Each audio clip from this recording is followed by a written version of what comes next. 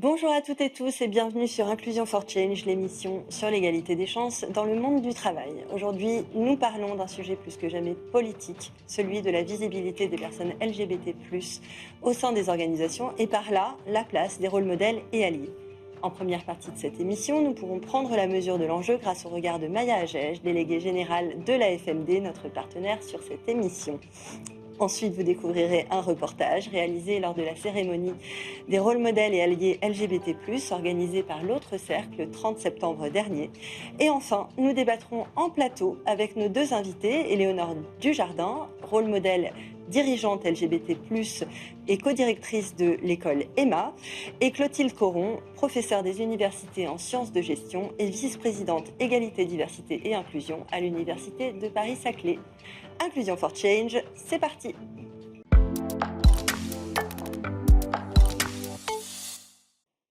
Maya Agege, où est-ce qu'on en est de l'inclusion des personnes LGBT+ au travail aujourd'hui?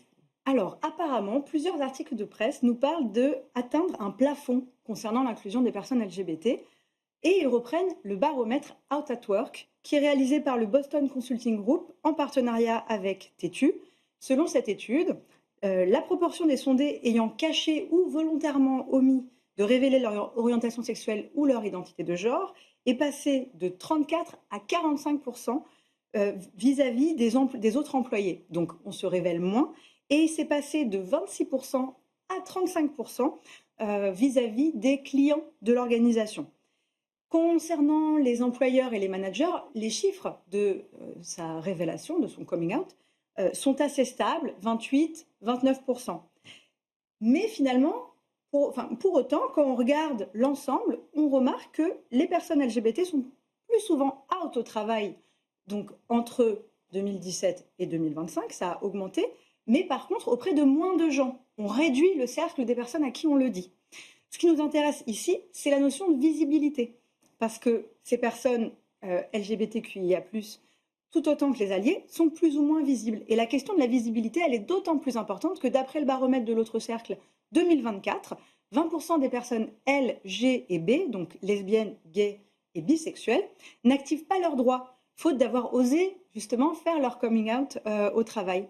Et ça, ce que ça veut dire concrètement, c'est que ces personnes-là vont moins ou pas demander des jours de congé pour mariage, pour Pacs, pour congé coparents, ou bien elles vont peut-être pas demander l'affiliation de leur partenaire auprès de la mutuelle de l'organisation. Oui, donc c'est quand même un enjeu qui est très important, celui de la visibilité. Comment est-ce qu'on lutte contre l'invisibilité qui semble quand même creuser un sillon grâce aux rôles modèles et aux alliés? En fait, désigner des rôles modèles ou agir en tant que rôle modèle, c'est faire émerger des figures d'identification et je pense qu'on en parlera pas mal dans l'émission. Être allié, de l'autre côté, c'est apporter son soutien à un groupe. Mais qu'est-ce que veulent dire ces rôles? Quels impacts ils ont? Comment on vit ou elles vivent, ils et elles vivent cette nouvelle visibilité? Voilà, ce sont plein de questions qu'on peut se poser et qu'on va, j'espère, aborder tout à l'heure. Il y a des questions auxquelles on ne peut pas répondre tout de suite parce qu'en 20 minutes, on n'a pas le temps, mais je les pose quand même. La question de l'essentialisation de ces personnes en étant LGBT, est-ce qu'on est que LGBT?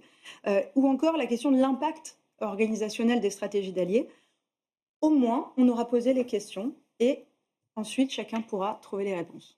Merci beaucoup Maya Agege. Avec plaisir. Avant d'entamer nos échanges avec nos invités, je vous propose de découvrir le reportage que nous avons tourné lors de la cérémonie de l'Autre Cercle le 30 septembre dernier, cérémonie des rôles modèles et alliés LGBT+, 2025. Bon visionnage. D'un geste, d'un applaudissement, d'un cri joyeux peut-être, leur montrer qu'on est là à leur côté et qu'on les applaudit et qu'on les encourage. On essaye juste comment vous faites? L'Autre Cercle, c'est une association de référence sur l'inclusion des personnes LGBT+, donc quelle que soit leur orientation sexuelle ou leur identité ou expression de genre, qui œuvrent dans le monde du travail pour accompagner les employeurs dans la mise en place de politiques LGBT+.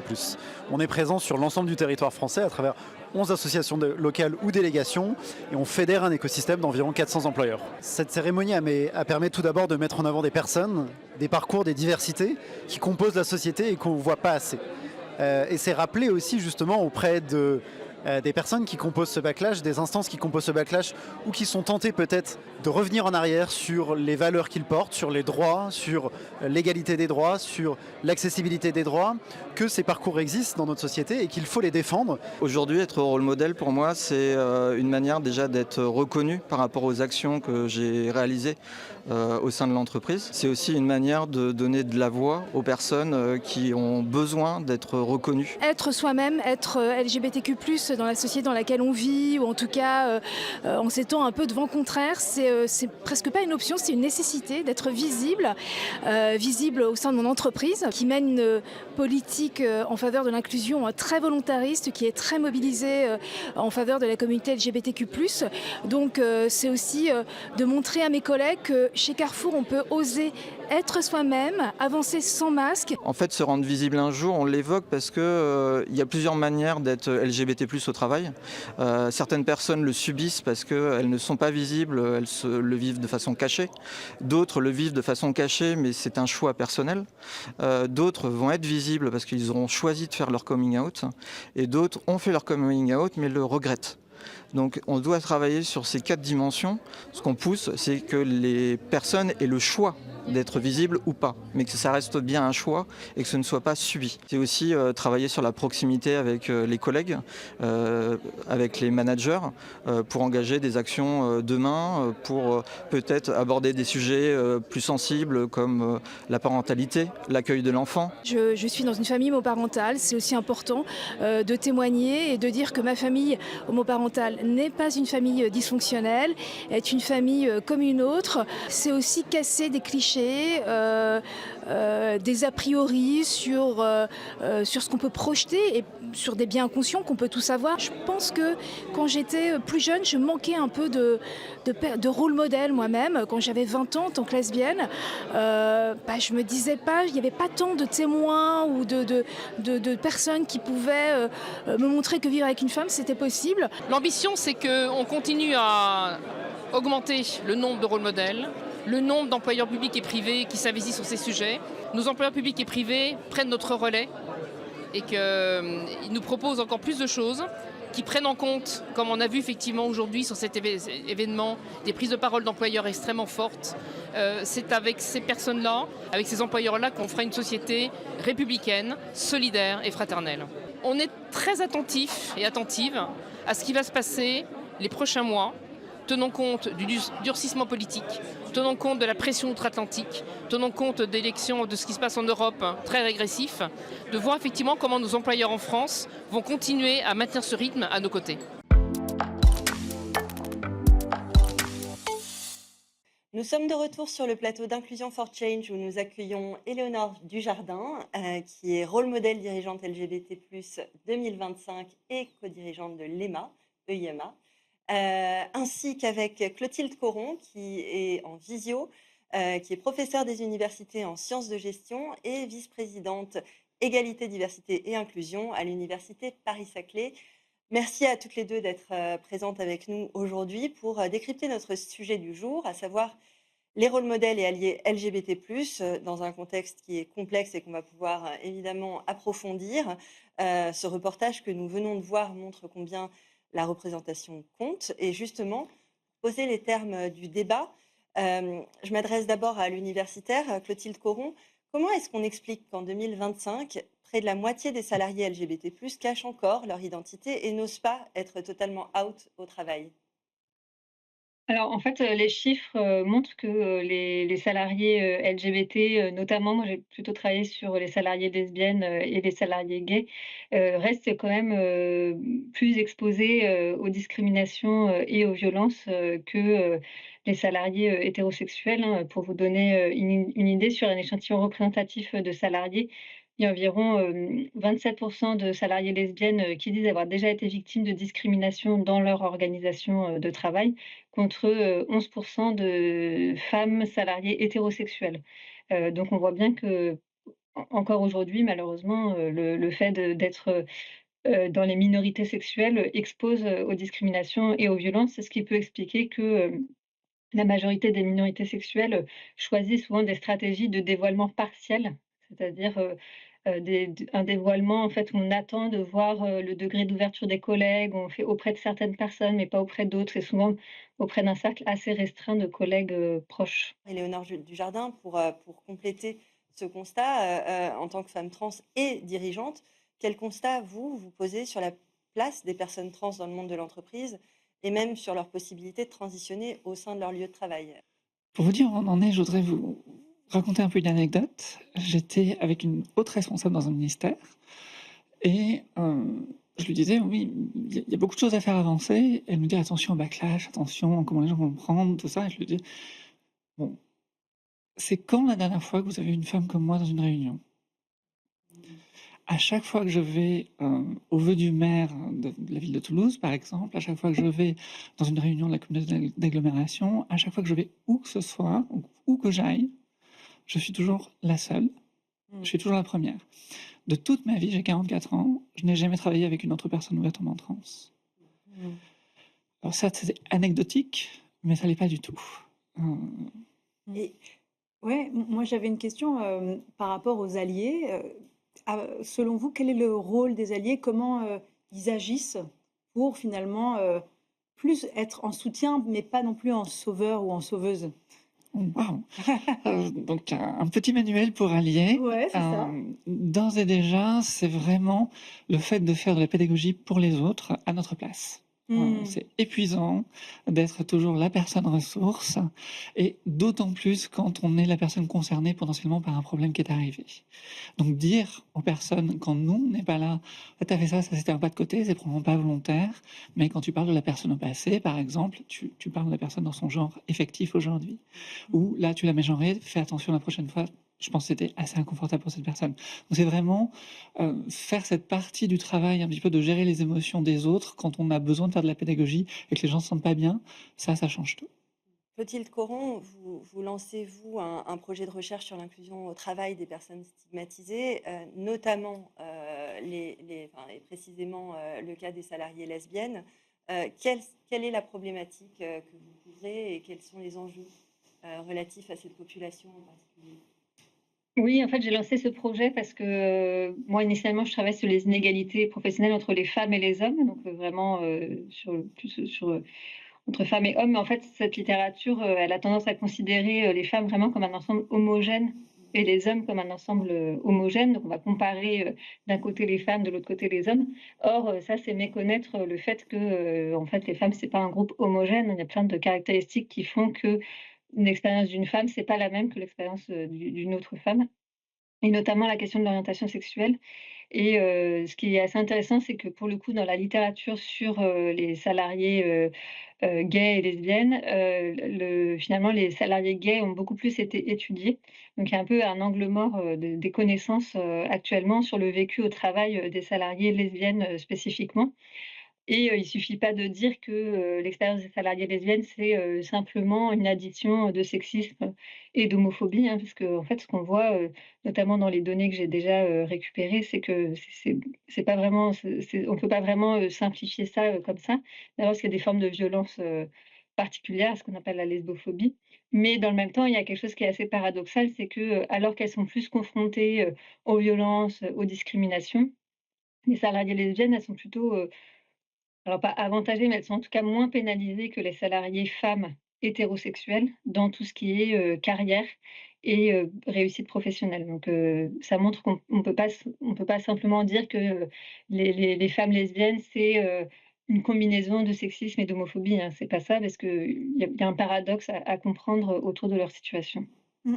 Et moi, je voulais juste compléter en savoir plus, Clotilde, parce qu'on voit des enquêtes qui disent que quand même, globalement, il y a des chiffres qui sont plus encourageants. On voit de plus en plus d'employeurs qui sont LGBT friendly, même si j'aime pas cet aspect anglophone de l'expression. Donc on a l'impression que ça va de mieux en mieux. Et là, et je vais tutoyer parce qu'on se connaît, tu viens de le dire, finalement, ça cache des choses. Il y a des inégalités qui sont invisibles, il y a des violences qui existent. Est-ce que tu peux nous en dire plus sur quel type d'inégalité, quel type de violence? Oui, alors ce qu'on voit, c'est que les femmes lesbiennes, en fait, elles sont particulièrement exposées, notamment aux comportements humiliants. Et ça, c'est vraiment une spécificité des femmes lesbiennes, parce que par ailleurs, elles sont aussi assez exposées, aux violences, sexistes et sexuelles, mais ça, c'est le cas aussi pour les femmes hétérosexuelles. Donc la spécificité vraiment des femmes, lesbiennes, c'est, l'exposition aux comportements humiliants. Alors après, elles ont aussi une assez forte exposition, enfin plus élevée que le reste de la population, à tout ce qui est, violence, morale, mais ça, c'est valable aussi pour les salariés gays. Donc en fait, ce qui les distingue, vraiment par rapport, à la fois aux salariés, aux femmes hétérosexuelles et aux hommes, gays, c'est cette exposition aux comportements, humiliants. Ça, c'est la première chose et la deuxième chose qu'on voit quand même, plutôt dans les entretiens qu'on a menés avec des salariées lesbiennes, c'est, le côté, la présomption à l'hétérosexualité, en fait. C'est-à-dire que toutes les femmes, qu'on a interviewées, elles expliquent que leurs collègues, à un moment, leur disent: «Mais toi, ton mari, il fait quoi?» Et donc là, ça met les personnes en difficulté, même si c'est pas violent comme question, hein, c'est on peut pas le ranger dans le registre des violences. Mais de fait, ça crée, des difficultés pour les personnes qui savent pas comment réagir. Alors soit je reprends le collègue, mais bon, ça dévoile, l'orientation sexuelle, alors peut-être pas au moment où je voulais le faire, par exemple. Soit je reprends pas le collègue, mais alors on a des entretiens, par exemple, avec des salariés qui expliquent qu'elles ont été, enfermées dans une sorte de mensonge pour ne pas avoir repris un collègue une première fois et finalement après elles se disent: «Bah, c'est trop tard, parce qu'il va falloir que j'explique pourquoi je l'ai pas dit la première fois». Donc finalement, il y a encore, oui, il y a encore, pas mal de sujets qui sont plus ou moins, graves, on va dire, dans une échelle de gravité, entre des violences, sexuelles et puis là, ce que je vous disais, des violences beaucoup plus, d'ambiance, on va dire, mais qui, ne sont pas anodines, hein, pour le vécu au travail des salariées lesbiennes. Hem, on va revenir au rôle modèle, et à leur place pour favoriser, la visibilité LGBT+ et permettre à de nombreuses personnes d'être, pleinement elles-mêmes au travail. Éléonore Dujardin, d'abord, qui peut être, rôle modèle? C'est une question bête, mais je pense que ça intéresse, certaines personnes, qui nous écoutent, qui nous regardent. Et quelles sont les actions qui peuvent être mises en place en tant que rôle modèle ou allié du reste, pour favoriser l'inclusion, la diversité, favoriser la visibilité de personnes qui n'osent pas. Donc, peut être rôle modèle toute personne qui travaille à une plus grande inclusion des personnes LGBT en entreprise, qu'elles soient elles-mêmes concernées ou qu'elles soient simplement alliées. Donc, si vous n'êtes pas une personne concernée, si vous n'êtes pas LGBTQIA+, même si vous n'êtes pas plus, vous pouvez être rôle modèle si vous travaillez au fait qu'on soit mieux et qu'on puisse être nous-mêmes au travail. Ensuite, ce qu'on peut faire, c'est très très large. Si on prend simplement, par exemple, la question trans, une de mes premières actions, ça a été de faire mettre des corbeilles dans les toilettes des garçons. Parce qu'il y a des hommes trans dans la vie, et que repartir avec... voilà, on va pas rentrer dans les détails, mais on va de ça à mettre en place des process administratifs qui permettent des changements de prénom ou des changements de civilité à l'intérieur de l'entreprise, jusqu'à des choses qui vont beaucoup plus loin. Il y a certaines entreprises qui font des congés de transition, donc qui rajoutent des semaines qui sont données pour les gens pour se remettre. Parce qu'un vrai problème que peuvent avoir les entreprises dans ces cas-là, c'est que beaucoup de personnes trans prennent une année sabbatique et souvent quittent l'entreprise pour faire leur transition ou juste après avoir fait leur transition, pouvoir être tranquille. Donc les entreprises ont tout intérêt à se positionner activement comme accompagnatrices des transitions, de manière à fidéliser leurs talents, parce qu'il y a beaucoup de gens très talentueux. Quand vous dites pour pouvoir être tranquille, c'est pour ne pas avoir à expliquer qu'elles ont transitionné, c'est pas à expliquer leur nouvelle identité, etc. Entre autres choses, puisque si on prend le cas spécifique des femmes trans, notre survictimisation concernant les violences sexuelles et sexistes est très bien documentée. Donc, bien sûr, avoir à s'expliquer, c'est difficile. Il y a de la pression sociale, il y a même de l'humiliation, des formes de harcèlement, encore plus que les salariés gays et lesbiennes, ce qui est beaucoup dire. C'est vraiment beaucoup dire, c'est pas du tout une minimisation. Mais on peut aller jusqu'à des choses qui sont beaucoup plus graves, et beaucoup de personnes trans font le choix simplement de laisser leur vie derrière et d'aller ailleurs, ce qui fait que ça augmente l'invisibilisation, ce qui continue l'exclusion systémique, et c'est un cercle vicieux. Si on devait dire à une entreprise demain, bon ben voilà, maintenant la stratégie c'est faire émerger les rôles modèles, qu'est-ce que vous proposeriez? Qu'est-ce que vous auriez des idées? Je pense que c'est pas du tout la stratégie que je prendrais en fait. Ok. Je prendrais vraiment une stratégie de construction de leadership. En fait, on a, parmi les personnes minorisées en général, on a vraiment un vivier de talent qui est sous-exploité. Et on a un ensemble de perspectives qui sont absolument vitales jusqu'au comité exécutif, en fait. C'est vraiment vital. Ça change tout de la manière dont le business est fait. Et on sait très bien que les diversités de genre, c'est le BCG qui a étudié ça, vont donner jusqu'à 20% de chances de surperformer le marché.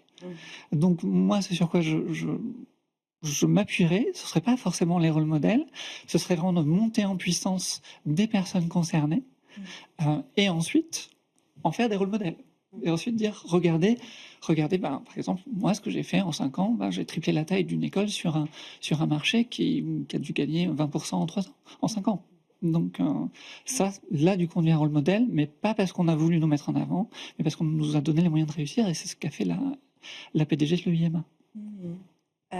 Clotilde parlait tout à l'heure des obstacles que rencontraient les personnes gays et lesbiennes en particulier. Est-ce qu'il y a une documentation, enfin, est-ce qu'il y a des choses sur justement les obstacles que rencontrent aussi les personnes trans et non binaires? Est-ce qu'il y a des études qui sont faites sur le sujet et qui approfondissent ça pour montrer un peu la voie? On a un double problème. Un double problème, c'est que pour toutes les données, qu'elles soient des données médicales de base, pour prendre soin des gens, jusqu'aux données professionnelles et sociologiques, les populations trans sont sous-étudiées. Alors qu'on est une toute petite minorité, on est sous-étudié par rapport à qui on est, très très largement. Donc ça, c'est un problème. Et l'autre problème, c'est que justement, quand on fait la collection de données, on fait pas mal de collection de données de problèmes, mais il y a très peu de travail qui est fait sur la dimension constructive et faire avancer les choses. Et du coup, on travaille un peu entre ce carré décis-là, de peu de données qui ne sont pas forcément adéquates, et des données qui ne nous donnent pas une image de à partir de quoi construire. Donc voilà, c'est donc les problèmes qu'on a, ce ne sont pas les mêmes pour les hommes trans, ce ne sont pas les mêmes pour les femmes trans. Vous prenez donc les problèmes que beaucoup de femmes ont, vous enlevez les problèmes de fertilité, les problèmes liés à la grossesse, les choses qui sont très présentes dans le milieu professionnel, ce n'est pas du tout un détail.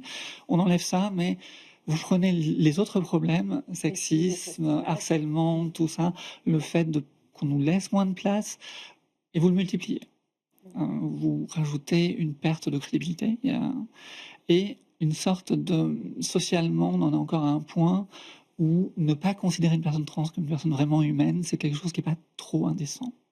Comment, justement, encourager les entreprises à prendre ce wagon? Je vous pose la question d'abord et puis j'aimerais qu'on la pose aussi à Clotilde. Je sais qu'il y a de bonnes raisons de le faire. Je sais que, oui, on surperforme le marché. Un des grands avantages, et je m'adresse aux personnes cisgenres, du coup aux personnes qui ne sont pas transgenres, les personnes trans sont les expertes du genre et du sexisme en entreprise. Parce que nous sommes le canari dans la mine. Vous savez, le canari qu'on mettait pour voir s'il y avait du gaz et si les gens allaient mourir. Quand on fait une transition, tout de suite, les dynamiques de sexisme, les dynamiques genrées, qui sont souvent des dynamiques inégales, c'est là qu'on est sur du sexisme, deviennent très très évidentes. Et si vous voulez savoir où en est votre organisation vraiment là-dessus, faites en sorte que les personnes trans soient à l'aise chez vous pour faire la transition et vraiment prenez-les en conseil en fait. Parce que tout se révèle. Des gens qui faisaient des choses pas ok vont faire des choses pires. Et des dynamiques qui sont pas visibles. Parce que quand on a toujours vécu dans un monde qui est profondément sexiste, on se rend pas forcément compte. Quand on n'a pas vécu, quand comme moi, jour après jour, on est remis à sa place, on a 2-3 choses à souligner qui paraissent évidentes pour tout le monde. Donc si vous voulez faire avancer votre performance, en particulier en prenant la dynamique genrée, qui concerne beaucoup plus de gens que les personnes trans, je sais, on est une toute petite minorité. Non, mais c'est vrai que c'est un crash test ultime en fait. C'est ça. C'est ce qu'il dit. C'est un très bon point de départ pour ensuite construire une politique égalitaire. Tout à fait. Clotilde, vous de votre côté, qu'est-ce que vous préconisez pour justement encourager les entreprises des grands groupes au TPE, je pense que le bar tabac du coin peut aussi être un facteur d'impulsion très fort. Oui, alors moi, je pense que je vais pas vous étonner, puisque je suis enseignante-chercheuse, donc moi, je crois beaucoup dans d'abord la production de connaissances, en fait, sur les sujets. Il faut produire des connaissances, produire des chiffres qui vont documenter les inégalités, documenter ce qui se passe. Moi, je crois beaucoup donc, dans la recherche sur le sujet, et qui pendant longtemps a été quand même assez peu, ce sont des sujets qui pendant longtemps étaient assez peu étudiés, donc ça c'est le premier point. Et puis ensuite, en tant qu'enseignante, en tant qu'universitaire, je crois beaucoup aussi à la formation et à la sensibilisation de nos étudiantes et étudiants à l'université, qui vont devenir, les salariés, voire les dirigeants, et dirigeantes, de demain. Donc, je pense qu'il faut qu'on commence, nous, déjà à notre niveau. Les entretiens qu'on a menés avec des salariées lesbiennes qui travaillent, par exemple, dans des collèges, ou donc à des niveaux, avec des publics plus jeunes, montrent qu'il y a vraiment beaucoup de difficultés, enfin, en fait, beaucoup d'homophobie et de transphobie, chez ces publics. Oui, bah, Donc un travail, à faire, vraiment auprès aussi des jeunes générations, qui va se répercuter ensuite, au niveau de l'entreprise, même si ça va prendre, un peu de temps. oui. Je peux juste ajouter quelque chose. On sort à la FMD une enquête sur les stéréotypes de genre des étudiants et étudiantes de grandes écoles. Et justement, je réagis à ce que tu dis, Clotilde, parce que ce qu'on voit depuis 8 ans qu'on fait cette enquête, c'est qu'il n'y a pas d'évolution des stéréotypes pour les filles et les garçons, et qu'il y a encore une vision très genrée aussi d'ailleurs des compétences.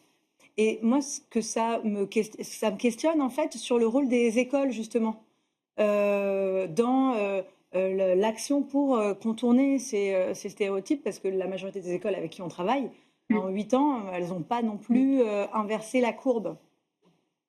Non, mais je pense qu'il y a beaucoup d'écoles, mais y compris d'universités, qui estiment que c'est pas leur rôle. C'est-à-dire que nous, pendant longtemps, à l'université, on formait sur les compétences de votre formation. Vous êtes en licence de droit, bah, vous êtes formé en droit. Vous êtes en licence de physique, vous n'avez des formations que sur la physique. Et je pense que c'est pareil dans les écoles.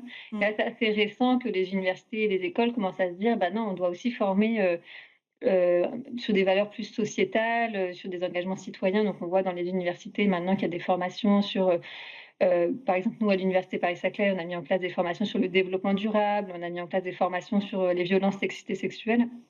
Et donc c'est là qu'on voit que ça peut tout à fait, ça se développe en tout cas dans les universités, l'idée de se dire, de sortir d'une logique de formation un peu circonscrite à un domaine de compétences, et se dire qu'on forme aussi des citoyennes et des citoyens, en fait. Hein, donc, Éléonore pas seulement Dujardin. des gens qui ont des compétences. Oui, excusez-moi, je vous interromps parce qu'on a presque plus de temps. Éléonore Dujardin, vous êtes co-directrice d'une école justement, et ça compte. C'est un vrai, c'est du méta rôle modèle à ce stade. Qu'est-ce que ça fait au sein de la communauté des étudiants? Qu'est-ce que ça provoque comme justement libération aussi, possibilité d'exister, de se sentir à l'aise? Oui, et d'ailleurs, c'est le petit point sur le point d'avant, c'est que la chose qui change, c'est la position des dirigeantes et des dirigeants. Ça change tout, avoir cet appui-là. Dans l'école, il y a vraiment eu un moment très très touchant quand j'ai fait mon coming out auprès des élèves. Il y avait des élèves concernés, je suis passé un peu dans toutes les classes, j'ai voulu l'accompagner. Les gens n'ont pas l'étiquette, les gens n'ont pas les cases, donc c'est important d'accompagner. J'ai vu les élèves en face de moi, certains vraiment pleurer de soulagement, de savoir qu'il y avait une personne qui avait du pouvoir sur leur environnement, qui savait exactement ce qu'ils vivaient. J'ai eu un élève qui est venu me voir et qui m'a dit, mais en fait, jusqu'à ce que je te rencontre, je n'avais jamais vu une personne comme moi, adulte, professionnelle. Je ne savais pas que je pouvais vivre, ne serait-ce que jusqu'à ton âge. Et ça change tout. Et c'est vraiment pour ça qu'on travaille.